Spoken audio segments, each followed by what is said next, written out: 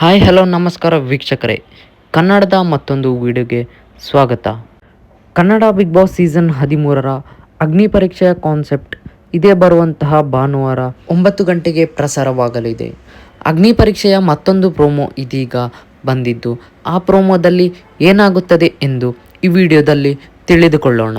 60 ಜನ ಸ್ಪರ್ಧಿಗಳಲ್ಲಿ ಇದೀಗ ಮತ್ತೆ ಇಬ್ಬರು ಸ್ಟೇಜ್ ಮೆಟ್ಟಿಲೇರಿದ್ದು, ಇವರಿಗೆ ಜಡ್ಜಸ್ ಆದಂತಹ ಶ್ರುತಿ ಅವರಿಂದ ಒಂದು ಟಾಸ್ಕ್ ಸಿಗುತ್ತದೆ.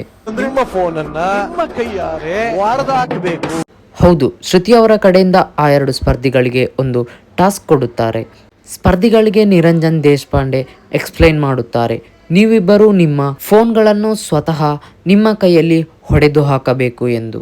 ಸ್ಪರ್ಧಿಗಳು ಶ್ರುತಿ ಅವರು ಹೇಳಿದ ಟಾಸ್ಕ್ನಂತೆ ಇವರಿಬ್ಬರೂ ಕೂಡ ಮೊಬೈಲನ್ನು ಹೊಡೆದು ಹಾಕಿ ಸ್ಟೇಜ್ನಲ್ಲಿ ಅಳುತ್ತಾರೆ. ಹಾಗೆಯೇ ವೀಕ್ಷಕರೇ, ಮತ್ತೋರ್ವ ಸ್ಪರ್ಧಿ ಬರುತ್ತಾರೆ. ಇವರಿಗೆ ಶ್ರುತಿ ಅವರು ಕೇಳುತ್ತಾರೆ, ನೀವು ಮಾಡುವ ಉದ್ಯೋಗ ಯಾವುದೆಂದು. ನಾನು ಯಾವುದೇ ಉದ್ಯೋಗದಲ್ಲಿ ಇಲ್ಲ ಎಂದು ಹೇಳಿದಾಗ ಶ್ರುತಿ ಅವರು ಹೇಳುತ್ತಾರೆ, ಉದ್ಯೋಗಂ ಪುರುಷ ಲಕ್ಷಣಂ ಅಂತಾರೆ.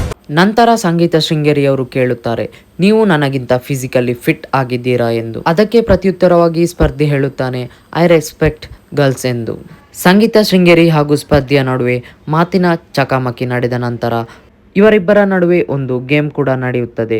ಸಂಗೀತ ಶೃಂಗೇರಿ ಅವರು ಹೇಳಿರುತ್ತಾರೆ, ನೀವು ಈ ಒಂದು ಗೇಮ್ನಲ್ಲಿ ಸೋತರೆ ನೀವು ಮನೆಗೆ ಹೋಗುತ್ತೀರಾ ಎಂದು. ಈ ರೀತಿಯಲ್ಲಿ ಈ ಒಂದು ಪ್ರೋಮೋ ಇದ್ದು, ಮುಂದಿನ ಪ್ರೋಮೋದ ಅಪ್ಡೇಟ್ಗಾಗಿ ಹಾಗೂ ಬಿಗ್ ಬಾಸ್ ಅಪ್ಡೇಟ್ಗಾಗಿ ನಮ್ಮ ಪೇಜನ್ನು ಸಬ್ಸ್ಕ್ರೈಬ್ ಮಾಡಿಕೊಳ್ಳಿ.